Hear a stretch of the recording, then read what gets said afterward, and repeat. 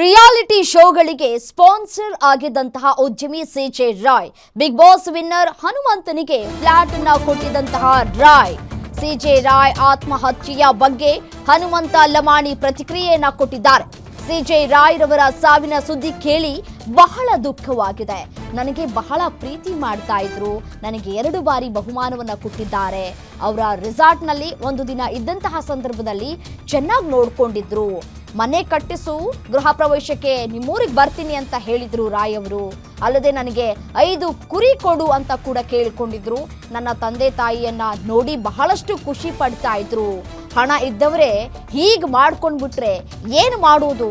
ಅವರ ಆತ್ಮಕ್ಕೆ ಶಾಂತಿ ಸಿಗಲಿ ಅಂತ ಹೇಳಿ ಹನುಮಂತ ಶಾಂತಿಯನ್ನ ಕೋರಿದ್ದಾರೆ. ಇನ್ನು ರಮೇಶ್ ಅವರು ನಮ್ಮ ಪ್ರತಿನಿಧಿ ಹನುಮಂತ ಜೊತೆ ಮಾತನಾಡಿದ್ದಾರೆ. ಏನು ಮಾತನಾಡಿದ್ರು ಹನುಮಂತು ನೋಡ್ತಾ ಹೋಗೋಣ. ಪಾಲಿನ ಆಶಾಕಿರಣ ಆಗಿರತಕ್ಕಂತ ಸಿಜೆ ರಾಯ್ ಅವರು ಈಗಾಗಲೇ ನಿನ್ನೆ ಆತ್ಮಹತ್ಯೆ ಮಾಡ್ಕೊಂಡಿದ್ದಾರೆ. ಅವರು ಅನೇಕ ಪ್ರತಿಭೆಗಳಿಗೆ ಆಸರೆಯಾಗಿ ನಿಂತ್ಕೊಂಡಿದ್ರು. ಅನೇಕ ಪ್ರತಿಭೆಗಳಿಗೆ ಗುರುತಿಸಿ ಅವರು ತಮ್ಮದೇ ಆಗಿರ್ತಕ್ಕಂಥ ಸಹಾಯವನ್ನು ಮಾಡ್ತಾ ಇದ್ರು. ಆ ಪೈಕಿ ಬಿಗ್ ಬಾಸ್ ಸೀಸನ್ 11ರ ವಿನ್ನರ್ ಆಗಿರ್ತಕ್ಕಂಥ ಹನುಮಂತು ಅವರಿಗೆ 50 ಲಕ್ಷವನ್ನ ಅವರು ಹಣವನ್ನು ನೀಡಿದ್ರು. ಹೀಗಾಗಿ ಆ ಒಂದು ಹಣದಿಂದ ಎಲ್ಲ ಹನುಮಂತರವರಿಗೆ ಅನೇಕ ರೀತಿಯಾಗಿರ್ತಕ್ಕಂಥ ವೈಯಕ್ತಿಕ ಬದುಕಿನಲ್ಲಿ ಈಗಾಗಲೇ ತುಂಬಾ ಬೆನಿಫಿಟ್ ಆಗಿರುವಂತದ್ದು. ಸೊ ಹೀಗಾಗಿ ಈಗ ಅವರು ಜೊತೆಗೆ ಬಿಗ್ ಬಾಸ್ 11ರ ವಿಜೇತರಾಗಿರ್ತಕ್ಕಂಥ ಹನುಮಂತರವರ ಜೊತೆಗೆ ಅವ್ರು ಮಾತನಾಡ್ತಾ ಹೋಗ್ತೀನಿ. ಈ ಒಂದು ಘಟನೆಯಿಂದ ಅವ್ರಿಗೆ ಎಷ್ಟು ನೋವಾಗಿದೆ ಅನ್ನುವಂಥದ್ದು. ಈಗ ಸಿಜೆ ರಾವ್ ಅವರು ಗುಂಡು ಹಾರಿಸಿಕೊಂಡು ಆತ್ಮಹತ್ಯೆ ಮಾಡ್ಕೊಂಡಿದ್ದಾರೆ. ಸೊ ಈ ಒಂದು ಘಟನೆ ನಿಮ್ಗೆ ಯಾವಾಗ ಗೊತ್ತಾಯ್ತು, ಅಥವಾ ಈ ಒಂದು ವಿಷಯ ಗೊತ್ತಾದಾಗ ನಿಮ್ಗೆ ಏನ್ ಅನ್ಸ್ತು? ನಿನ್ನೆ ನನಗೂ ಆರಾಮಿದ್ದಿದ್ರೆ ನೆಗಡಿ ಜ್ವರ ಆಗಿ ಮುಟ್ಕೊಂಡಿದ್ದೆ. ಸಾಯಂಕಾಲ ನಮ್ಮ ಜಿ ಕನ್ನಡದಿಂದ ಫೋನ್ ಹಚ್ಚಿದ್ರು ಅಭಿಯಾನ ಅಂತೇಳಿ. ತಮ್ಮ ವಿಷಯ ಗೊತ್ತತ್ತೆ ನಂದ ಏನ ಅಂದೆ, ಹಿಂಗಿಂಗ್ ರಾಯಸವ್ರು ಹಿಂಗ ಮಾಡ್ಕೊಂಡ್ರ ಅಂತೇಳಿ. ಯಾವಾಗ ಹಾಯ್ ಬಿಡೋಣ ಸುಮ್ಮನೆ ತಿನ್ಬೇಡ ಅಂತೇಳಿ ಅಂದೆ. ಇಲ್ಲಿ ತಮ್ಮ ನ್ಯೂಸ್ ನೋಡ್ಬೇಕಂದ್ರೆ ಆಮೇಲೆ ನ್ಯೂಸ್ ನೋಡದೆ ಖರೇಂದ್ರು ಹಂಗಾಗಿದೆ. ಬಾಳ ಅಂದ್ರ ಬಾಳ ಬೇಜಾರಾಗ್ತದೆ ಸರ್, ಬಾಳ ಅಂದ್ರ ಬಾಳ ಬೇಜಾರ. ಓಕೆ, ನಿಮ್ಗೆ ಆ ಸಂದರ್ಭದಲ್ಲಿ ಏನು ಹಣವನ್ನು ಕೊಟ್ಟಿದ್ರಲ್ಲ ವಿನ್ನರ್ ಆಗಿದ ಸಂದರ್ಭದಲ್ಲಿ, ಸೊ ಅವಾಗ ಏನ್ ಹೇಳಿದ್ರು, ಅಥವಾ ಮಾತುಕತೆ ಹೆಂಗ್ ನಡೀತಾ ಇತ್ತು ನಿಮ್ದು? ಏನಾದ್ರು ನಿಮ್ಗೆ ಸಲಹೆ ಸೂಚನೆ ಕೊಡುವಂತದ್ದು ಅಥವಾ ಮತ್ತೇನಾದ್ರು ಮೀಟ್ ಮಾಡಿರುವಂತದ್ದು? ನಾನು ಫಸ್ಟ್ ರಾಯ್ ಸರಿಗೆ ನೋಡಿದ್ದು ನಮ್ ಸರಿಗಮಪ ವೇದಿಕೆ. ನಾನು ರನ್ನರ್ ಆದಾಗ ಅವಾಗ ನನಗ ಅವ್ರು ಬಹುಮಾನ ಕೊಟ್ರಿ. ಸೆಕೆಂಡ್ ಬಹುಮಾನ ಅವ್ರದ್ದಿತ್ರಿ. 15 ಲಕ್ಷ ಇತ್ತು ಫಸ್ಟಿಗೆ. ಆಮೇಲೆ ಸೈಟ್ ಕೊಡ್ತೀವಿ ಅಂದ್ರು. ಸೈಟ್ ಕೊಟ್ರ ಹನುಮಂತಾಗ ಮನಿ ಕಟ್ಟದ್ ಕಷ್ಟ ಆಕತಿ, ಹಂಗಾಗಿ ಫ್ಲಾಟ್ ಕೊಡ್ತೀವಿ ಅಂತೇಳಿ ರಾಯ್ ಸರ್ ಅಂದ್ರಿ. ಆಮೇಲೆ ಕೊರೋನಾ ಬಂದ್ಬಿಡ್ತು. ಆಮೇಲೆ ಸರ್ ದುಬೈಕ್ ಹೋಗ್ಬಿಟ್ರು. ಬರೋದ್ ಲೇಟ್ ಆಕೈತಿ ಅಂತೇಳಿ ಮತ್ತ ನಮ್ಮ ಜಿ ಅವರು ಹಿಂಗ್ ಲೇಟ್ ಆಕತ್ತ ಮತ್ತ ಸರ್ಗೆ ಆಫೀಸಿಗೆ ಕರೆಗತ್ತಾರ ಹೋಗೋದಂತೇಳಿ ಹೋದ್ವಿ.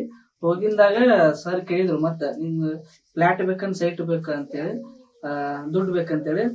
ಸರ್ ನಮ್ಗೆ ರೊಕ್ಕನ ಕೊಟ್ಟು ಬಿಡ್ರಿ, ನಾವು ಬೆಂಗಳೂರಾಗ ಇರೋದಿಲ್ಲ ಅಂತ ಹೇಳಿದ್ವಿ. ಮತ್ ಕೀರ್ತನ್ ಹೊಳ್ಳ ಅಣ್ಣಗೂ ಅವನು ಫಸ್ಟ್ ಬಂದಿದ್ದ, ಅವಂಗೂ ಸೇಮ್ ರೊಕ್ಕ ಕೊಟ್ರು, ನನಗೂ ಸೇಮ್ ರೊಕ್ಕ 21 ಲಕ್ಷ ಕೊಟ್ರಿ ಇಬ್ರಿಗೆ.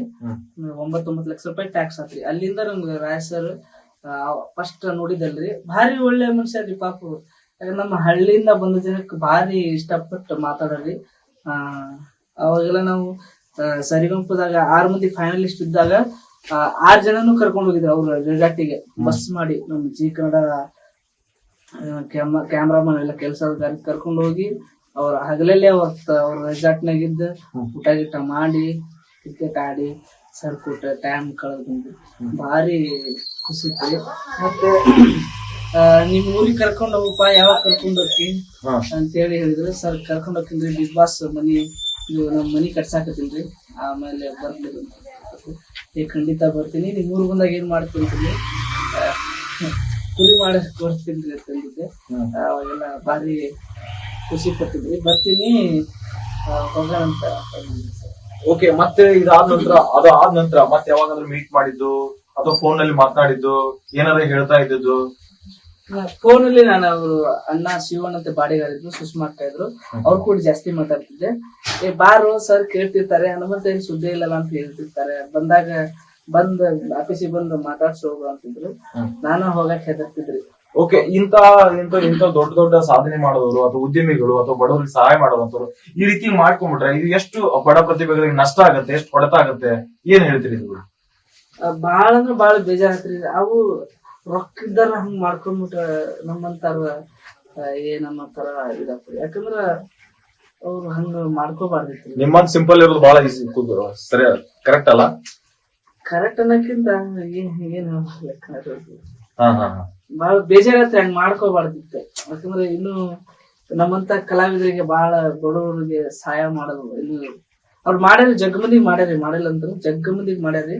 ಆದ್ರ ಬಾಳ ಬೇಜಾರೈತಿ, ಇನ್ನೂ ಇರ್ಬೋದಿತ್ರಿ, ಹಂಗ್ ಮಾಡ್ಕೋಬಾರ್ದಿತ್ತು ಅನ್ನೋದು ಬೇಜಾರ ಸರ್. ಅವ್ರ ಆತ್ಮಕ್ಕೆ ಶಾಂತಿ ಸಿಗ್ಲಿ, ಅವ್ರ ಕುಟುಂಬಸ್ಥರಿಗೆ ಧೈರ್ಯ ತುಂಬುವಂತ ದೇವ್ರ ಶಕ್ತಿ ಕೊಡ್ಲಿ ಅಂತೇಳಿ ದೇವರಲ್ಲಿ ಪ್ರಾರ್ಥಿಸ್ತೀನಿ. ಸೊ ಇದಿಷ್ಟು ಬಿಗ್ ಬಾಸ್ ಸೀಸನ್ 11 ವಿಜೇತ ಆಗಿರ್ತಕ್ಕಂತ ಹನುಮಂತರವರು ಮಾತಾಗಿರುವಂತದ್ದು. ಈಗ ಅವರು ಏನೋ ಮನಸ್ಸಿನಲ್ಲಿ ಬೇಜಾರನ್ನ ಇಟ್ಕೊಂಡು ಈಗಾಗಲೇ ಅವ್ರ ಸಂತಾಪವನ್ನ ಈಗಾಗಲೇ ಸೂಚಿಸಿರುವಂತದ್ದು. ಇದು ಒಂದು ದುಃಖವನ್ನು ಭರಿಸುವಂತ ಶಕ್ತಿ ದೇವರು ಅವ್ರಿಗೆ ಕರುಣಿಸಲಿ. ಅವರ ಒಂದು ಆತ್ಮಹತ್ಯೆ ಅನ್ನುವಂಥದ್ದು ನಮ್ಮ ರಾಜ್ಯಕ್ಕಲ್ಲದೆ ಬಡ ಪ್ರತಿಭೆಗಳು ಕೂಡ ತುಂಬಾ ನಷ್ಟವನ್ನ ಭರಿಸಿದೆ ಅನ್ನುವಂಥದ್ದನ್ನ ಹೇಳಿರುವಂತದ್ದು. ಹಾವೇರಿಯಿಂದ ರಮೇಶ್ ಬೇಚ್, ಗ್ಯಾರಂಟಿ ನ್ಯೂಸ್.